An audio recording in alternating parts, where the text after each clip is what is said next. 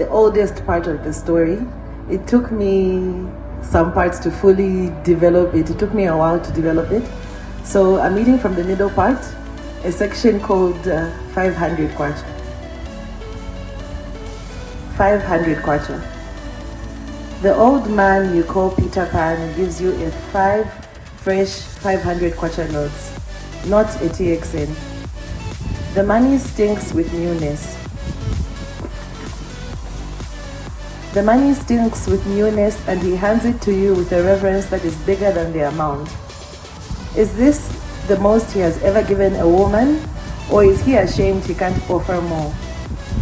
When you met Peter, there was no clue you two would grow close. Is it better? There were other young, pretty, and foolish girls at the party, but his question was yours alone after he stirred sugar syrup and ice into the bitter punch. You chewed on the vodka-infused fruit floating on the surface, scrunched your face, and welcomed the sudden, gripping intoxication. He cracked loud jokes with his friends, and you, eager to appreciate and repeat.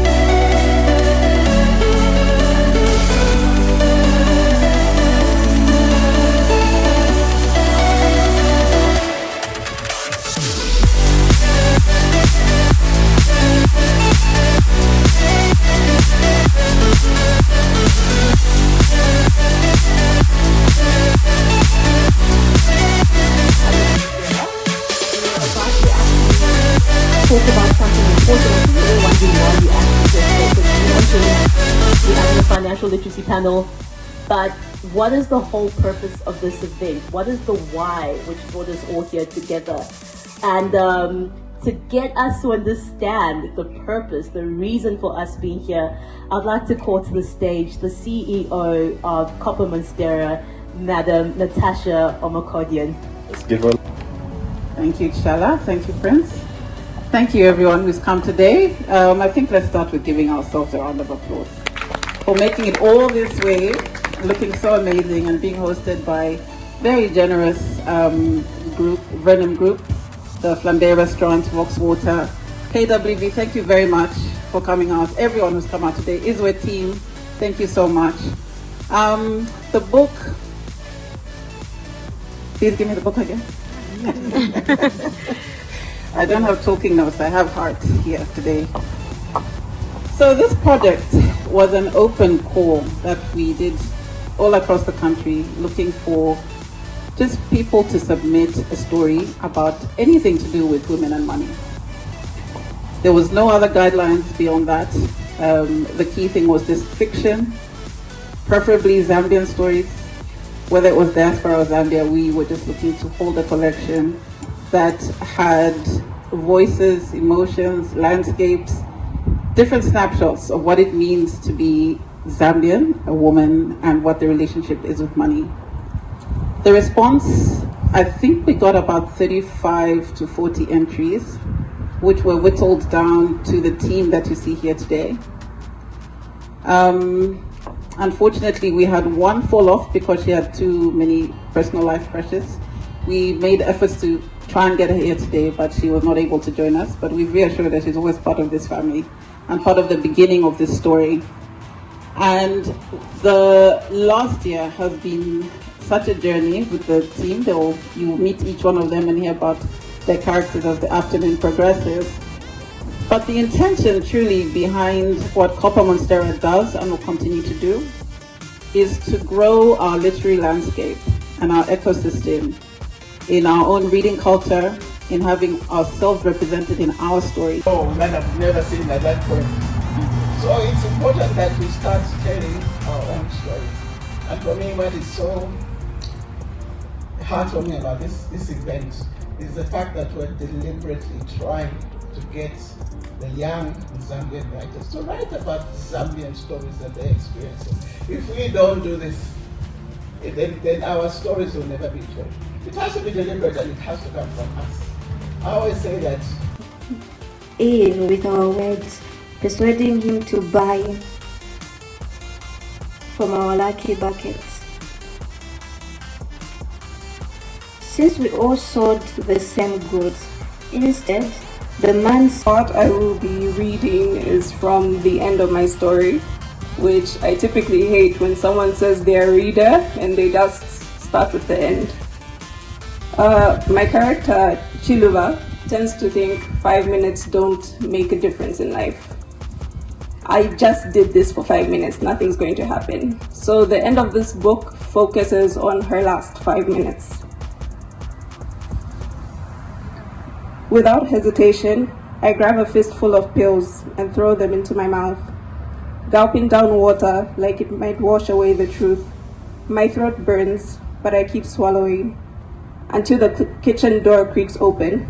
My mother walks in, wearing a soft smile, her voice a fragile breeze as she whispers, "Thank you." My eyes bream again, but now it's for something else. Had I gone to Kawata Market earlier, had I spoken up sooner, maybe things would have been different. But now is not the time to mourn the past. Now is a gift I'm still holding. Wupeng begins to cry, and I, strangely, start to laugh at him. But my laughter catches, then turns. My throat tightens, a cough, then another. It builds into choking. 1, 2, 3.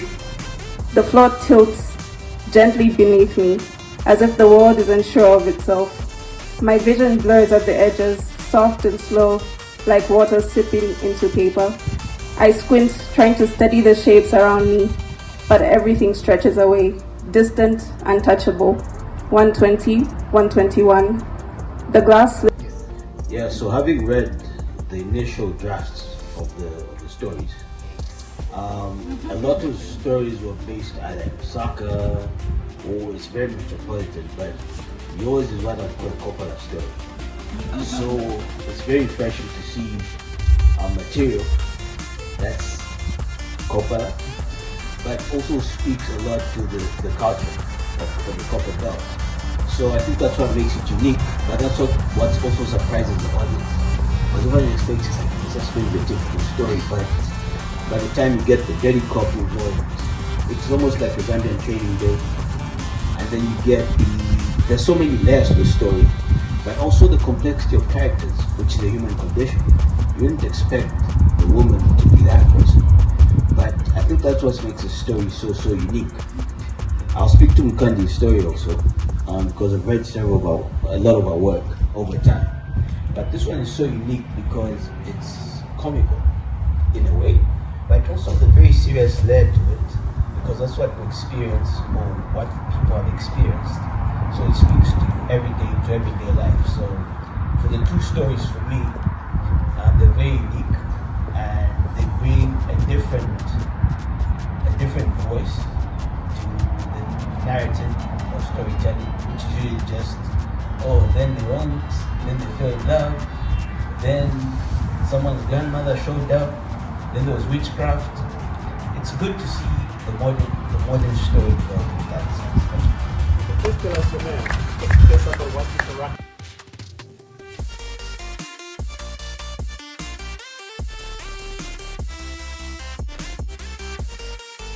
Built this thing for women, by women, and it's not you can't just build something and then it just comes to you automatically. Obviously, there's something that's going to come and destroy it. And the question is what? Is it going to be you? Is it going to be someone? Is it going to be some investment, some bank? So it was the man that she loved that destroyed this empire. And he swiftly listened to her dreams. He helped her build these components, and then before you know it, her intellectual property was stolen. So everything that she had put her name on, she now had to fight to get her name back. So it's not that women are not building, it's just that the pen, who's holding the pen? Yeah. So the pen was temporarily stolen from her, but the very same women that she used to fight for in her journalism career, and the ones that she used to fight for the magazine, those are the ones that came and fought for her. So thank you. Madam. I've said everything. You said everything. Well, thank you so much. That was lovely. A round of applause, please. Thank you. What you have discovered, registered, so that you don't have people stealing it from you and then ripping you off in the end or benefiting from your hard-earned work. I think these are two lessons that I have gotten. Number one, we can utilize the fact that money comes from different sources and it's not limited. If you are into it and if you just want to make it work, it's going to work. Thank you. So Joanne, are you in our industry? Far from it. Or events? Rescued or do not need to find ways to make money from a man. So if more authors could take up space and say that money does not come from men. Money does not come from men. Shall we get the last comment from the audience, please? I think that was very important. You can see a hand at the back. Please come through. That are going to be part of the panel. The first writer is called Musonda Mukuka. Let's put our hands together for Musonda Mukuka. So Musonda Mukuka's story is about two women that are part of what we call Airtel Money. They are on the streets. So it's their hustles, what happens on the streets. And the story ends up somewhere in a bar. How many of us have watched the movie Thelma and Louise? It really compares very well with that movie. Thank you very much, Musonda. The next is Immaculate Sikanyika. Immaculate's story is very interesting. You know, Zambia is a Christian nation. And to the best of my knowledge, there's no single Zambian who engages in witchcraft, juju, or voodoo. But then a story is a little bit about that at the market. We all believe what I'm saying, right? There's no single Zambian who engages in juju. Have you ever heard about one? All right, so that's her story. The next writer is Thomas Chisengantambo. Big hand for Thomas Chisengantambo. Thomas's story is very interesting. It raises very significant moral issues. Think about what would happen. You help a person to the extent where you risk your life.